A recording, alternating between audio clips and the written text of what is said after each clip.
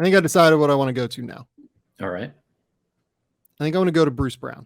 Oh, let's roll.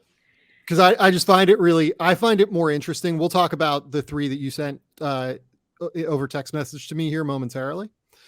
But I think that the Bruce Brown one is a little bit more interesting, if only because he changed teams, right? And Bruce Brown has signed a 2-year, $45 million contract with the Indiana Pacers. The second year is a team option, so this is essentially a 1-year deal. It's an enormous 1-year deal. I love Bruce Brown. I think Bruce Brown's an awesome basketball player. That's an enormous contract for Bruce Brown on a per year basis. Truly is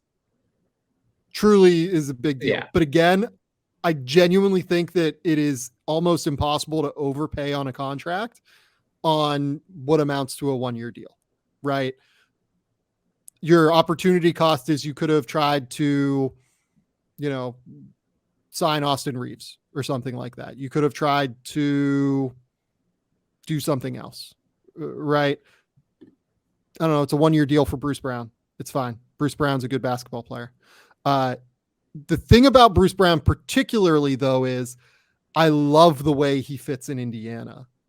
I think this is genuinely the exact, to a T player type that the Indiana Pacers needed. This has not been a good defense over the last year or so, even though they have Miles Turner, who I think is one of the best defensive centers in the league.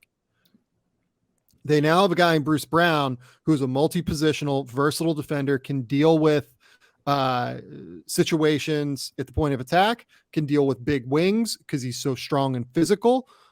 I think that this is just one of those deals where everything lines up to me. He also just fits their roster really well. They have the shooting around him to be able to account for his lack of spacing.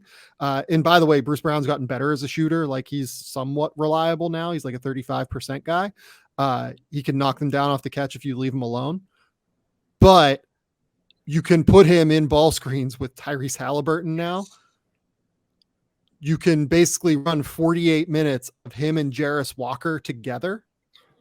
Or him and Jarris Walker, one of the two of them on the court, where you can short roll them, space out Miles Turner behind the 3-point line, let them handle any time that you put two on the ball against Tyrese Halliburton, hit them in the short roll. Both those guys can really make plays off the bounce.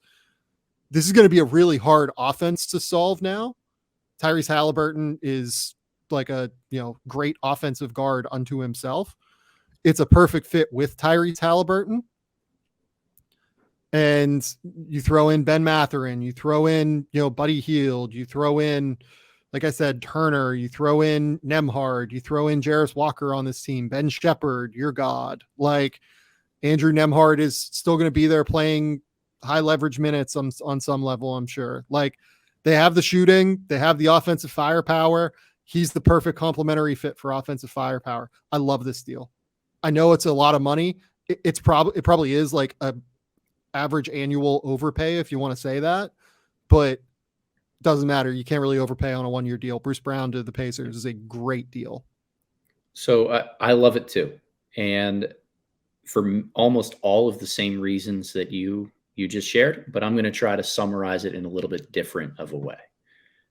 When you are a team like Indiana, who is so far below the cap that you have enough money to spend, you've got two ways to try to go about it. One is to just grab the most talented player that you can and either hope that they do fit with the system that you're building as a younger team, or you flip them for an asset down the line. The second pathway you go is you slightly overpay to lure into your system the right piece that brings all of the young players and talents together, that shows you a little bit more about what your team will look like when they are competent, aged out, and ready to compete for a title. I love that the Indiana Pacers chose that second route, because Bruce Brown, he ties up the loose ends from a lot of the wings that they have on this roster. Like you said, I love the thought of short rolling Bruce Brown in ball screens with Tyrese Halliburton. I absolutely love the combination of things they can do with that, particularly because guess what? You have Miles Turner and maybe Jarris Walker, two big guys who could space the floor into the corners if you need and actually be competent spot up shooters. So there's a lot of stuff that Rick Carlisle can do within this offense to pinpoint and attack mismatches and let Tyrese Halliburton feast. They needed a defender, no doubt about it. But having a competent veteran role-playing wing, to me, is much more important as a use of their cap space this year than going out there and trying to get another ball handler, another scorer, or another guy who's not going to feed into the identity that they want to keep developing here in Indiana. Absolute home run move. Just makes a lot of sense. Like, it truly just makes a lot of sense across the board for them, I think. Really, really good move by the Indiana Pacers.